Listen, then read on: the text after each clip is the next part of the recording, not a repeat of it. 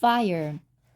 You are probably wondering what was going on with Uncle Jack through all this, and thinking that in regards to nieces, it was just easy come, easy go to him, but not at all.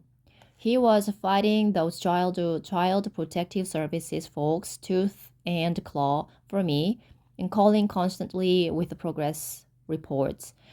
When we got up to Cole Harbor and checked into the motel, he was excited to give us the latest and raced to meet us for dinner at the Girl on the Red Swing.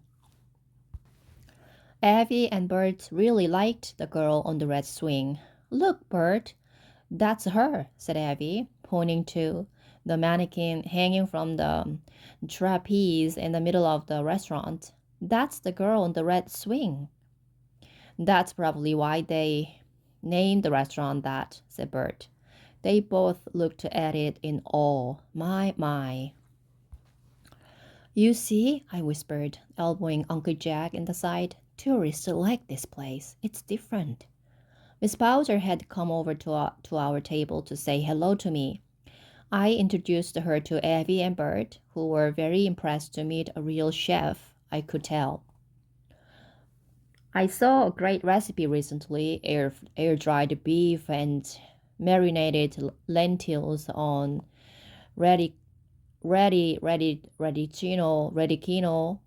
that I thought you might like to add to your menu, Miss Bowser, said Uncle Jack. Nobody I know would order it, Mr. Dion, said Miss Bowser, staring sternly at Uncle Jack.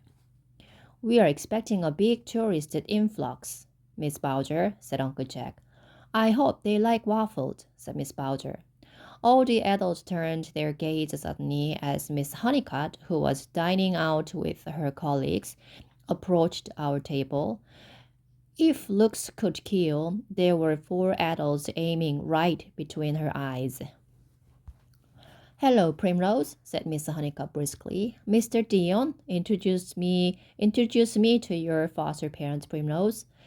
I guess she didn't say hello to Miss Bowser because you don't talk to the help. I thought this was terrible, but just the way she had been raised. We like to think of ourselves as just a friend, said Abby. I'm Abby, and this here's Bert. Miss Honeycutt, said Miss Honeycutt, holding out her hand. I think it's a rotten thing you did, sending this child so far from home, said Abby, standing up and looking Miss Honeycutt right in the midriff. Nonsense, said Miss Honeycutt. Not at all. Perturbed.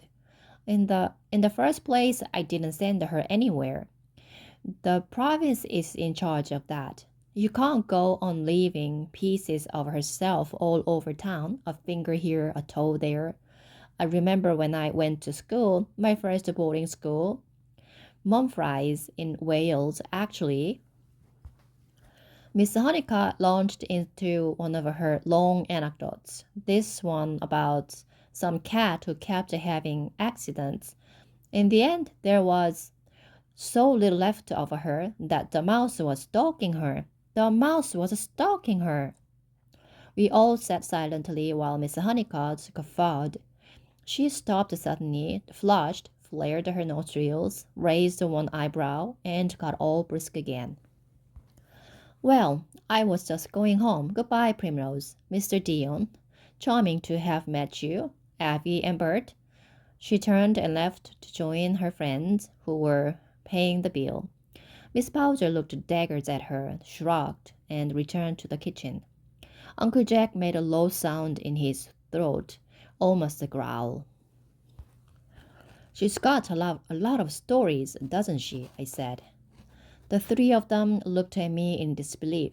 We think it's terrible what they done, taking your niece from you, said Abby to Uncle Jack while we waited for our food and played with our ice water and the sugar packets and stuff.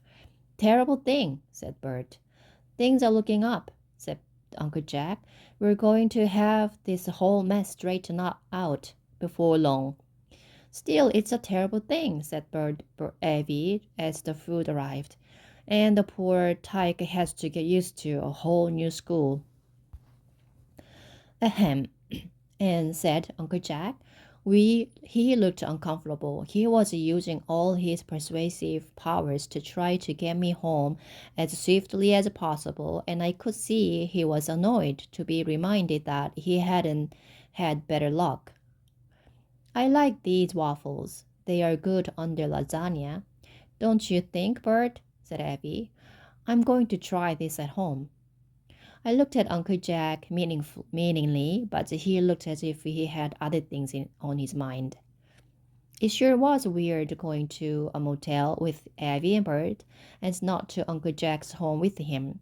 Abby and Bert wanted to drive by and see my house. You ought to see it in the spring, I said. My mother isn't much of a gardener, but she plants some the shake and scatter seeds, which grow a mix of long, tangled, old-fashioned flowers that are really beautiful until they wilt.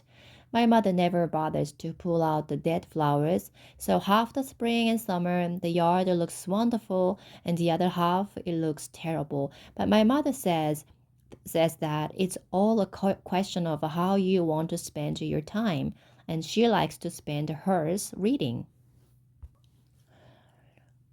Was your dad a gardener at all? Asked Davy as we sat apart in front of the house eating mints. No, he gets out and mows the lawn and rakes the leaves in a very businesslike way. And I think he likes to burn stuff. He burns stuff in a battle every Friday.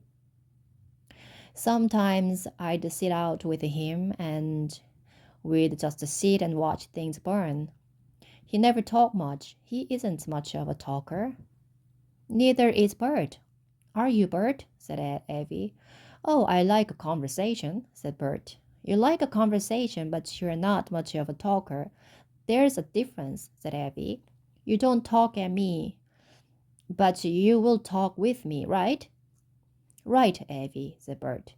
The next morning, Uncle Jack took Abby and Bert and me on a tour of all the new townhouses and condominiums that had gone up. Oh, Bert, it's so beautiful here, said Abby. It sure is, Abby, said Bert. It reminds me of Nanaimo, Nanaimo before the building boom. Are you thinking that I'm thinking? Said Abby. That's how I ended up in Coal Harbor again. Of course, we went back to live Nanaimo while Bert and Abby gave their house to a realtor to sell. Abby and Bert were so excited about moving for the first time in 25 years that I caught a little buzz from them and got all excited about our new town too, even though, technically speaking, it was my old town. Uncle Jack rented them a furnished unit until they sold their house and promised them the best deal he could on a townhouse in the same complex as Miss Honeycutt. If he keeps giving away places like this, he was never going to make any money.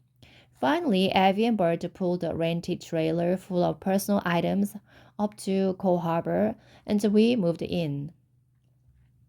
To celebrate, we went to the girl on the red swing with Uncle Jack for pork chops. Recipe to follow.